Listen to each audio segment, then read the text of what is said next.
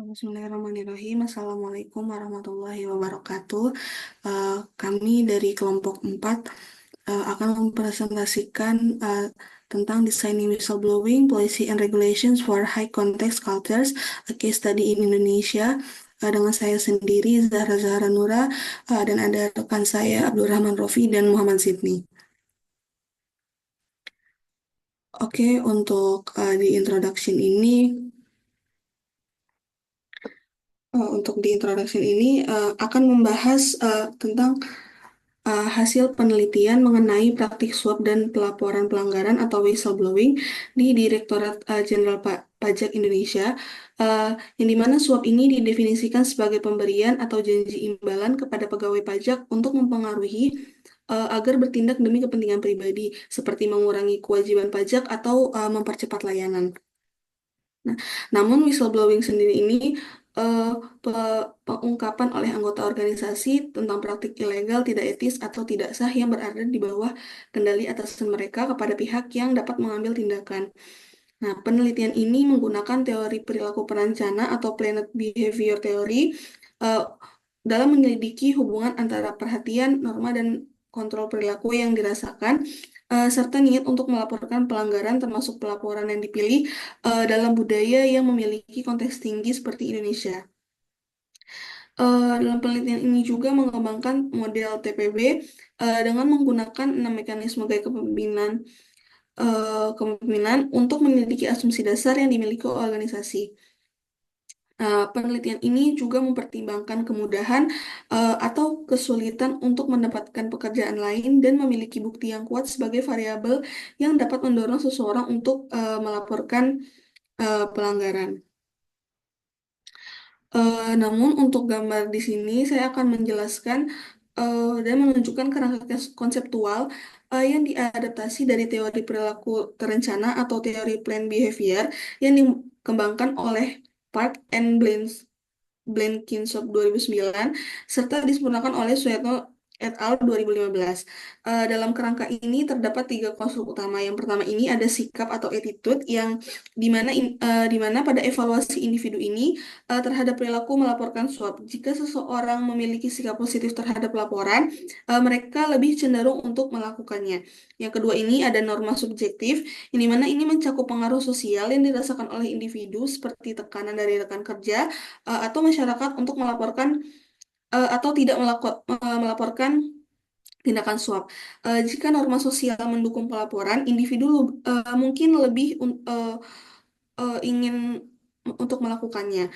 Yang ketiga ini ada kontrol perilaku yang dipersepsikan, yang dimana ini berkaitan dengan keyakinan individu tentang kemampuan mereka untuk melaporkan tindakan suap. Jika mereka merasa memiliki kontrol dan dukungan yang cukup, mereka lebih cenderung untuk melaporkan kasus suap tersebut.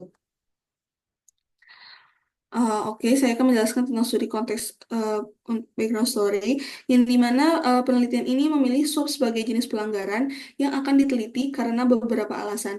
Yang pertama ini terkait suap di Direktorat Jenderal Pajak yang menarik perhatian publik di Indonesia, terutama kasus terkenal yang melibatkan Gayus Halomuan Tambunan, yang dimana ia ini seorang pegawai DGT yang terlibat dalam membantu perusahaan menghindari kewajiban pajak secara ilegal dan menerima uang yang sangat besar sekitar 74 miliar. Meskipun ia dijatuhi hukuman 10 tahun penjara, eh, ia menganggap dirinya sebagai ikan kecil dibandingkan dengan pelanggaran lain yang lebih besar di DGT. eh, DGT juga mengklaim bahwa sistem whistleblowing internal mereka ini telah membantu dan mendeteksi dan mengungkap kasus suap. Namun, dengan adanya indikasi mafia pajak dan budaya korupsi, kasus yang teridentifikasi ini mungkin hanya merupakan bagian kecil dari masalah yang lebih besar. Eh, Penelitian ini juga penting untuk mengisi kekurangan dalam literatur whistleblowing karena sebagian besar penelitian sebelumnya lebih banyak fokus pada jenis pelanggaran lain seperti pelecehan seksual. Nah, ini juga penting untuk menyelidiki tindakan penipuan khusus ini karena jenis pelanggaran ini sesuai dengan karakteristik dan kepentingan organisasi. Oke, dalam definition or bribery and scope ini, Suap umumnya dianggap sebagai salah satu bentuk korupsi. Meskipun istilah suap dan korupsi merujuk pada transfer sumber daya yang dianggap negatif, banyak organisasi kesulitan untuk mendefinisikan dan menggambarkan kedua istilah ini secara operasional. Di beberapa negara, pemberian hadiah dan hiburan dianggap sebagai bentuk transaksi ekonomi yang sah, namun sulit untuk membedakan antara praktik yang dapat diterima dan yang tidak diterima.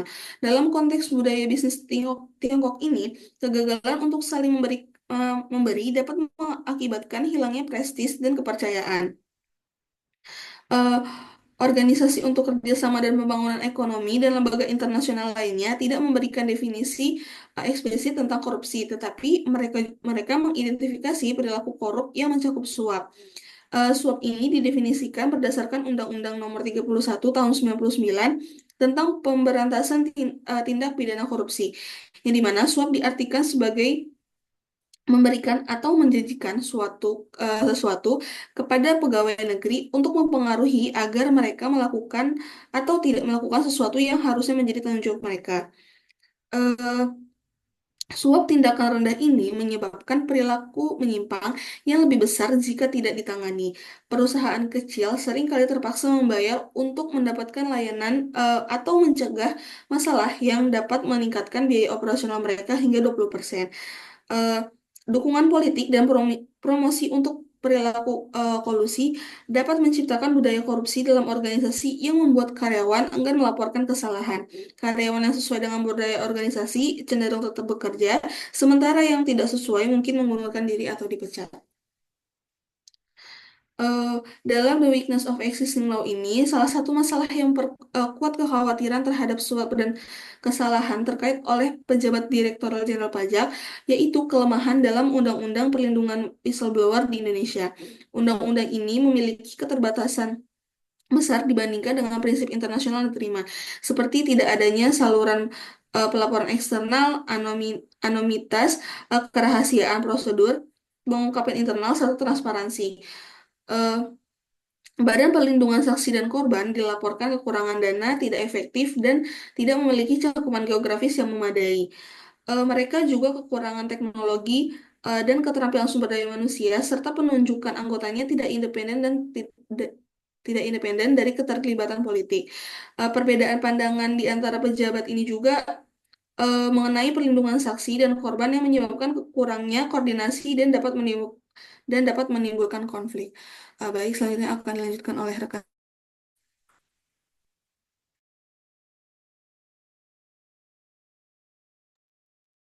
Baik, di sini adalah kerangka konseptual dari artikel ini.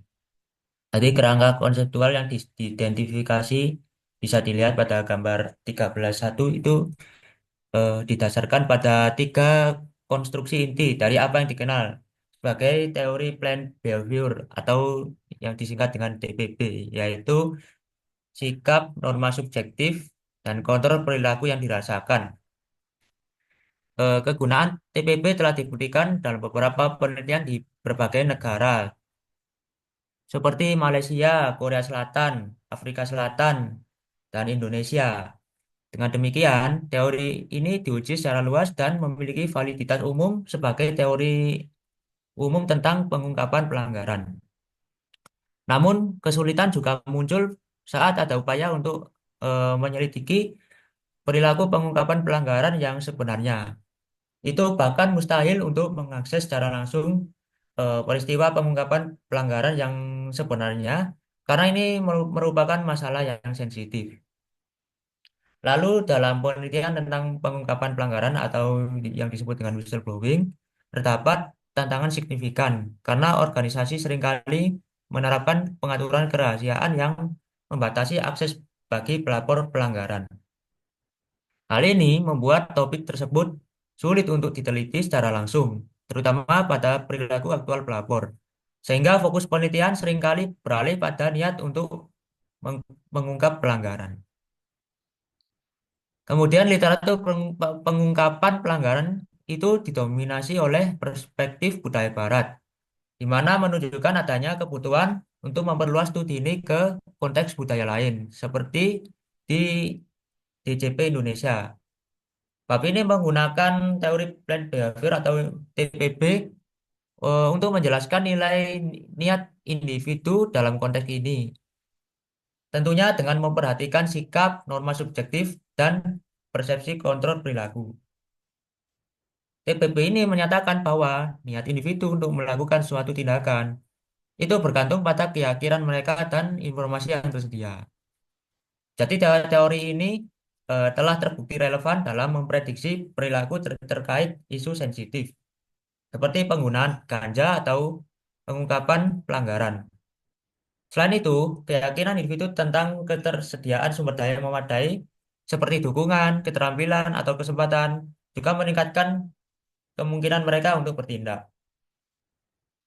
Nah, lalu penelitian ini bertujuan memperluas wawasan tentang niat pengungkapan pelanggaran dengan mempertimbangkan elemen-elemen budaya organisasi, kondisi pekerjaan, dan bukti yang dimiliki, khususnya dalam konteks organisasi seperti DJP.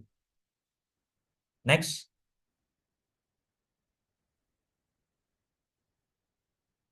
Lalu ini adalah sikap. Jadi penentu pertama dari niat itu sendiri adalah sikap yang mengacu pada tanggapan individu secara positif atau negatif terhadap objek. Lalu ada orang, entitas, peristiwa, atau perilaku tertentu. Jadi sikap berasal dari keyakinan yang menonjol tentang konsekuensi perilaku dan evaluasi subjektif atas konsekuensi tersebut.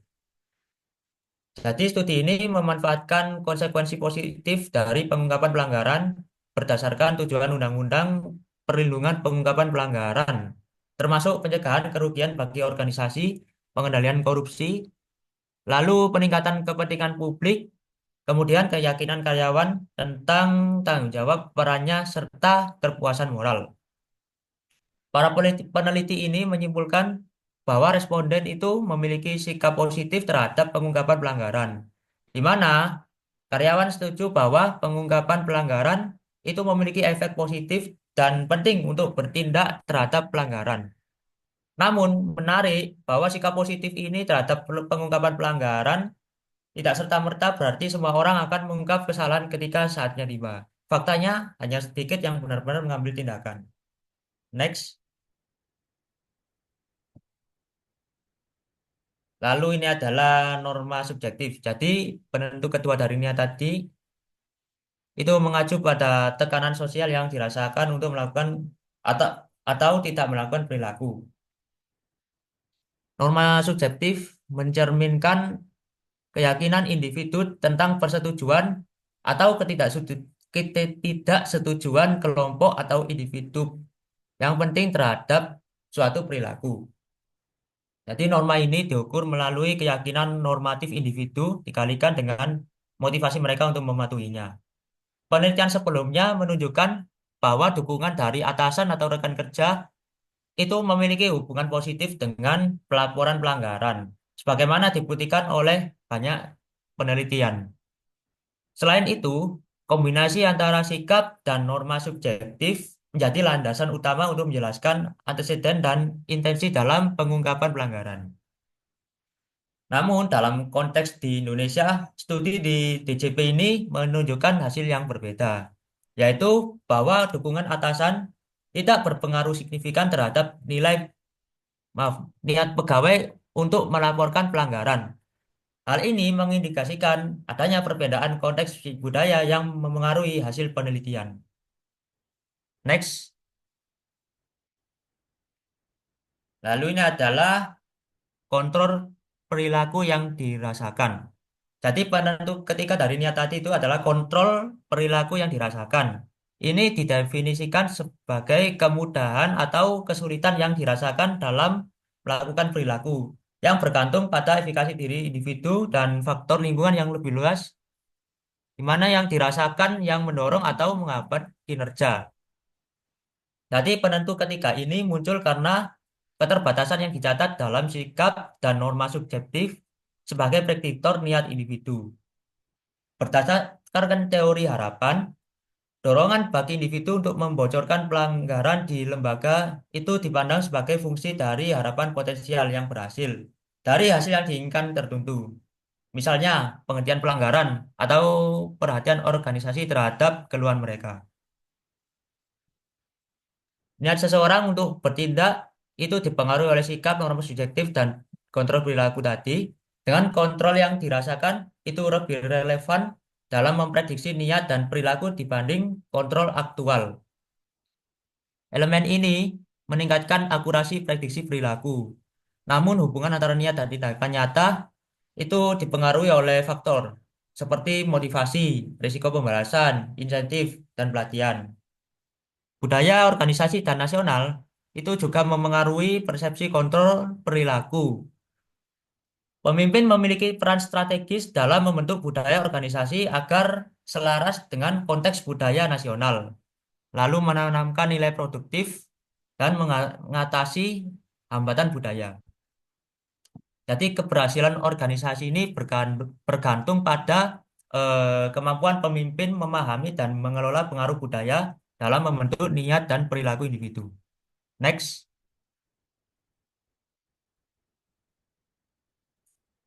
Lalu ini adalah atribut gaya kepemimpinan berdasarkan skin. Itu ada yang pertama perhatian. Jadi perhatian adalah pengabdian pemimpin untuk fokus, mengevaluasi, dan mengelola isu-isu yang dapat dianggap oleh karyawan sebagai nilai penting atau tidak penting dalam suatu organisasi. Dengan demikian, jika pemimpin menunjukkan pesan yang saling bertentangan, maka bawahan mungkin merasa bingung tentang pandangan atau pendapat pemimpin mereka yang sebenarnya. Lalu yang kedua adalah reaksi terhadap krisis. Jadi reaksi pemimpin terhadap krisis ini seringkali dilihat oleh karyawan sebagai nilai-nilai pemimpin. Bagaimana reaksi eksekutif atau pemimpin terhadap kasus suap? Apakah mereka mengalihkan kesalahan dan menuding orang lain atas terjadinya penipuan? Atau mereka mengakui kelemahan dalam sistem dan meminta maaf atas masalah tersebut? Itu dapat menentukan nilai-nilai etika pemimpin. Jika pemimpin terlihat menyalahkan orang lain atau beraksi secara defensif terhadap perilaku tidak etis dalam organisasi, karyawan cenderung melaporkan pelanggaran melalui saluran pelaporan eksternal atau dengan mengumumkannya kepada publik daripada saluran internal. Lalu yang ketiga ini lokasi sumber daya. Jadi mekanisme kepemimpinan ketiga ini menunjukkan bahwa perilaku, sikap, dan tujuan pribadi karyawan dipengaruhi oleh keputusan pemimpin tentang alokasi anggaran dan pengeluarannya. Sederhananya, prioritas pemimpin diilustrasikan dengan jelas oleh alokasi anggaran. Misalnya, jika organisasi menghabiskan sebagian besar anggaran untuk hiburan dan layanan kepada mitra bisnis daripada kualitas atau nilai etika produk yang ditawarkan, persepsi karyawan dapat berubah iklim yang eh, sejenis membenarkan segala cara, yang pada gilirannya dapat menyebabkan lingkungan kerja yang korup. Lalu yang keempat ini adalah pemodelan peran. Jadi mekanisme keempat ini dianggap sebagai salah satu tanggung jawab terpenting bagi para pemimpin dalam organisasi. Pemodelan peran yang positif memperkuat cara etis dalam menjalankan bisnis. Namun, contoh perilaku negatif oleh pejabat tinggi cenderung mengikis standar etika. Selain itu, bagaimana pemimpin berperilaku itu dapat dilakukan dengan dua cara. Itu bisa peran positif atau negatif. Lalu yang kelima ini adalah alokasi penghargaan. Jadi penghargaan kinerja berdasarkan prestasi oleh para pemimpin menunjukkan budaya organisasi yang berlaku. Namun, jika individu yang tidak etis dalam organisasi tetap diberi penghargaan, pesan-pesan informal ini mengirimkan pesan yang lebih kuat tentang budaya perusahaan yang sebenarnya, yang justru dianggap mempromosikan praktek bisnis yang tidak etis. Lalu yang keenam ini adalah kriteria seleksi dan pemberhentian. Jadi kriteria untuk seleksi dan pemecatan ini itu bisa proses seleksi internal bagi karyawan yang bergabung dan atau meninggalkan organisasi. Nah, itu dapat memastikan budaya perusahaan tetap utuh dan menguntungkan para pemimpin. Karyawan yang dianggap cocok dengan budaya tersebut akan tetap bekerja atau akan direkrut baru. Sementara mereka yang menentang budaya tersebut dapat mengundurkan diri atau diberhentikan. Next. Jadi ini adalah preferensi saluran pelaporan. Penelitian ini mengeksplorasi preferensi jalur pelaporan pelanggaran, baik anonim maupun non-anonim, serta internal maupun eksternal. Tentunya dengan memperluas kombinasi saluran pelaporan hingga 8 pilihan dan mempertimbangkan opsi untuk tidak melapor. Jadi temuan sebelumnya menunjukkan bahwa keberadaan saluran anonim dapat mengurangi pelaporan non-anonim, serta pembalasan yang dirasakan itu memengaruhi preferensi pelaporan. Lalu sikap, norma subjektif, dan kontrol perilaku juga berpengaruh pada preferensi saluran pelaporan, khususnya internal.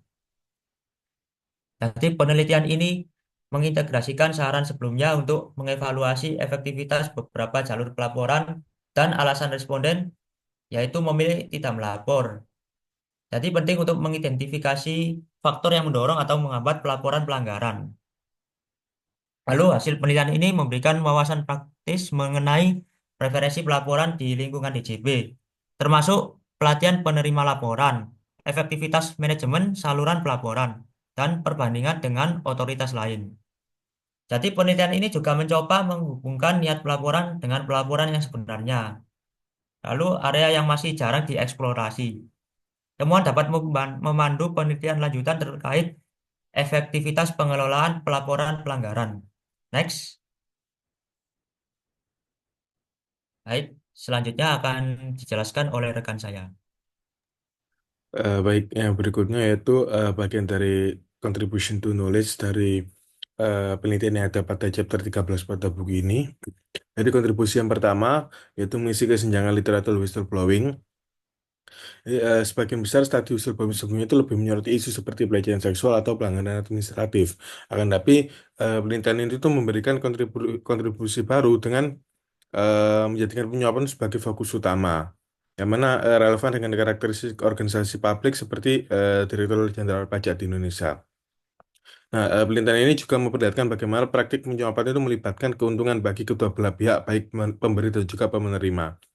Nah, penelitian ini juga menjadi yang pertama mengkaji niat whistleblowing dalam sektor pajak di Indonesia. Lalu untuk kontribusi yang kedua itu untuk pengembangan TPB. Jadi, penelitian ini memperluas TPB dengan memasukkan variabel tambahan yang relevan untuk konteks di Indonesia, yaitu ada budaya organisasi, dengan tadi sudah dijelaskan yaitu dengan 6 mekanisme gaya kepemimpinan Zen. Kemudian yang kedua itu kemudahan mendapatkan kinerja lain sebagai determinan kontrol perilaku. Lalu yang ketiga itu persepsi tentang bukti yang cukup untuk mendukung laporan sebagai elemen penting dalam niat melapor. Nah, kemudian kontribusi yang ketiga yaitu rekomendasi kebijakan yang praktis. Jadi penelitian itu menunjukkan pentingnya mekanisme perlindungan anonim dan langkah-langkah untuk mencegah pembalasan terhadap pelapor. Kemudian sistem pencatatan tertulis dan transparansi kerja diusulkan untuk meningkatkan akuntabilitas organisasi. Jadi seorang pemimpin dalam organisasi itu harus menjadi teladan dalam menanamkan nilai-nilai etis di organisasi, terutama dalam konteks budaya yang high konteks. Next, Mbak. Nah, yang berikutnya itu terkait dengan metodologi penelitiannya. Yang pertama, penelitian ini menggunakan metode campuran, kuanti dan juga kuali. Untuk pendekatan kuali itu untuk pendekatan kuantinya dengan survei untuk mengukur hubungan antar variabel dalam kerangka teoritis, yang mana nantinya diukur menggunakan skala Likert 5 poin. Sedangkan untuk pendekatan kualitatifnya berupa pertanyaan terbuka yang digunakan untuk mendapatkan wawasan tambahan, khususnya alasan individu yang memilih untuk tidak melapor. Untuk pengukurannya, variabel sikap itu diukur berdasarkan keyakinan responden tentang manfaat whistleblowing seperti mencegah korupsi dan lainnya, yang mana itu mengadaptasi dan mengadopsi dari Callahan dan juga Durkheim pada tahun 2000. Kemudian untuk variabel subjektif norm itu diukur melalui persepsi responden terhadap dukungan atau tekanan sosial dari atasan, kolega atau kelompok referensi. Ini mengadaptasi dari PAK dan juga Black-Instock pada tahun 2009. Lalu untuk variabel perceived behavioral control itu diukur melalui 3 aspek, yang mana mengadopsi dari Fallon dan Cooper, yaitu budaya organisasi berdasarkan 6 mekanisme gaya kepemimpinan Sen, kemudian kemudahan atau kesulitan mendapatkan pekerjaan lain, lalu yaitu persepsi tentang memiliki bukti yang cukup untuk melapor. Kemudian untuk variabel preference of reporting channels, responden itu diminta memilih di antara 8 kombinasi saluran pelaporan, seperti internal eksternal, anonim atau non-anonim, kemudian melapor atau tidak melapor sama sekali. Ini mengadopsi dari PAK dan juga Belikinso pada tahun 2009. Nah, untuk pengumpulan datanya, Eh, Dalam penelitian ini data dikumpulkan dari pegawai Direktorat Jenderal Jenderal Pajak Indonesia pada bulan Januari hingga bulan April pada tahun 2016, yang mana surveinya itu dilakukan melalui dua format. Yang pertama ada hard copy, yaitu kuesioner fisik yang disebarkan secara langsung. Kemudian yang kedua itu web based survey, yaitu dengan survei online yang mana dilakukan menggunakan platform Qualtrics. Untuk analis datanya, untuk kuantitatifnya itu menggunakan SEM dengan mengukur efek langsung tidak langsung antar variabel. Kemudian menggunakan software Amos untuk mengevaluasi hubungan multivariat dan efek tidak langsung antar variabel. Kemudian untuk analisa data kualitatifnya itu menggunakan perangkat lunak NVivo untuk mengidentifikasi tema dan frekuensi kata kunci dari tanggapan responden. Fokus analisnya pada hubungan antara sikap, norma subjektif, dan kontrol pelaku dengan niat pelapor. Kemudian preferensi terhadap saluran pelaporan, baik itu internal eksternal ataupun anonim anonim ataupun yang lainnya. Kemudian itu alasan utama untuk tidak melapor yang diberikan oleh responden. Itu untuk metodologinya. Next. Nah, berikutnya itu preliminary finding. Karena analisis kuantitatif itu belum difinalisasi dalam chapter 13 ini, maka penelitian itu menyajikan temuan awal yang diambil dari respon kualitatif terhadap pertanyaan terbuka yang diperoleh dari kuesioner cetak, yang mana difokuskan pada penyelidikan alasan responden untuk tidak melaporkan penyuapan. Nah, dari total 696 responden, itu terdapat 540 orang yang menyatakan bahwa mereka itu bersedia melaporkan penyuapan. Sedangkan terdapat 180 orang itu mereka menyatakan tidak ingin melaporkan. Nah, eh, jadi terdapat beberapa kategori alasan mereka tidak melapor. Yang pertama yaitu takut retaliasi atau tidak percaya pada sistem. Jadi terdapat 43% dari responden yang tidak melapor itu menyatakan ketakutan akan pembalasan atau kurang percaya pada sistem pelaporan yang ada. Contoh alasannya kayak melaporkan itu sangat berisiko bagi posisi saya, kemudian saya tidak percaya lembaga berwenang dapat melindungi pelapor, seperti dan juga sistem tidak melindungi anonim dan pelapor bisa digugat balik atas pencemaran nama baik. Kemudian alasan yang kedua itu preferensi melapor ke saluran internal. Nah, jadi terdapat 26 responden memilih melapor ke saluran internal seperti atasan langsung atau unit kepatuhan internal. Contoh alasannya itu saya lebih memilih melapor ke atasan langsung terlebih dahulu atau pelaporan ke saluran eksternal itu terlalu beresiko buat saya seperti itu. Kemudian alasan yang ketiga itu memerlukan bukti yang kuat. Jadi, kedua responden yang memilih untuk tidak melapor itu menyatakan bahwa mereka hanya akan melapor jika memiliki bukti yang cukup kuat. Contoh alasannya itu melapor tanpa bukti yang kuat itu akan percuma karena laporan tidak akan ditindaklanjuti.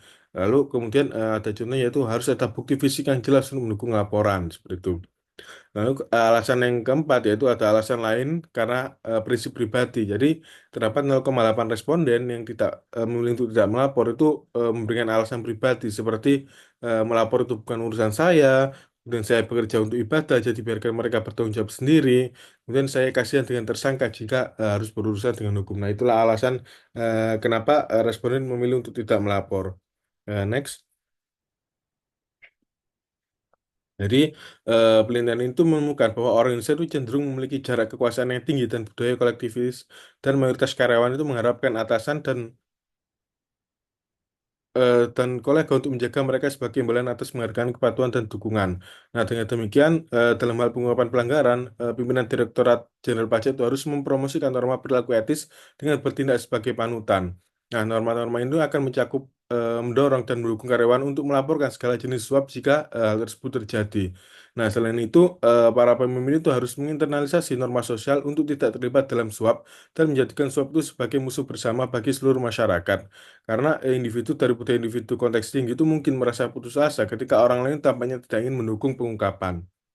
Nah, selain itu, karena mayoritas responden itu menilai bukti sebagai salah satu faktor terpenting untuk melaporkan penyuapan, maka diperlukan lebih banyak transparansi dalam pekerjaan yang meningkatkan akuntabilitas dan dokumen tertulis. Jika norma sosial transparansi dapat diterapkan, individu nantinya dapat menjadi lebih objektif dan efektif dalam mengawasi satu sama lain. Nah, kurangnya transparansi nantinya itu akan dapat memperburuk masalah yang berkaitan dengan korupsi. Tidak terbatas pada internal saja, DJP harus memperluas hak untuk mengajukan pengungkapan informasi pemerintah karena akses ke informasi terbuka itu merupakan persyaratan untuk mengelola secara sah dan efektif.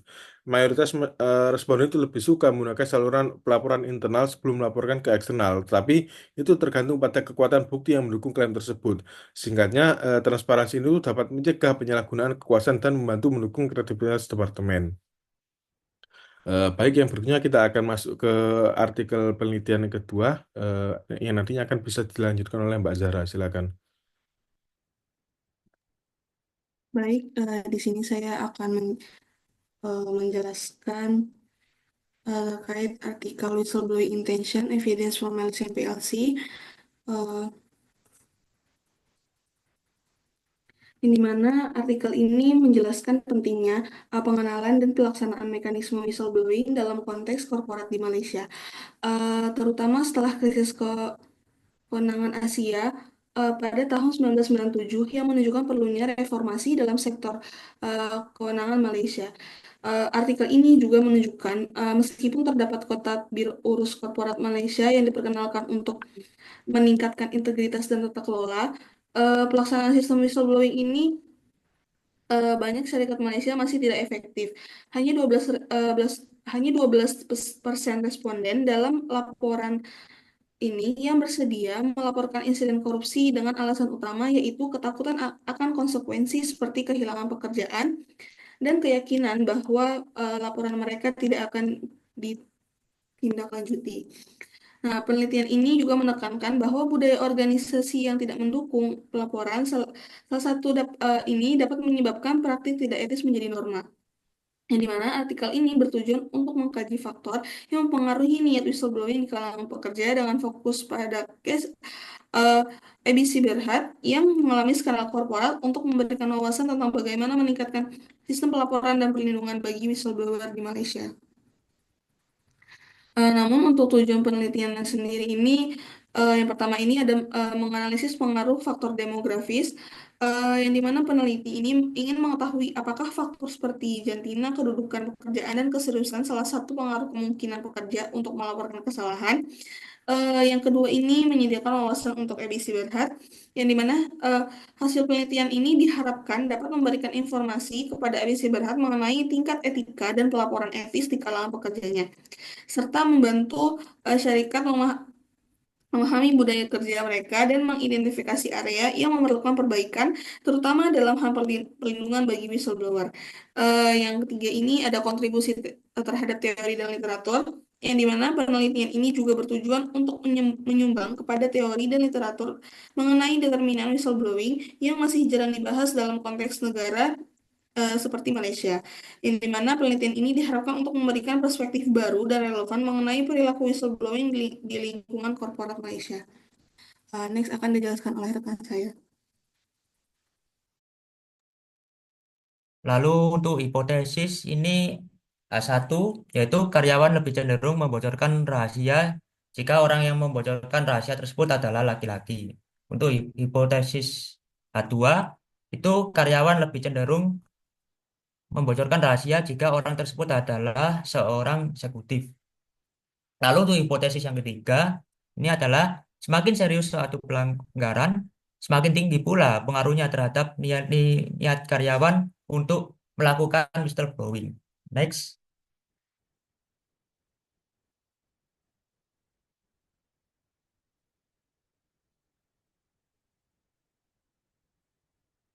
Nah, ini untuk metode penelitiannya ini, penelitian ini tergolong penelitian kuantitatif.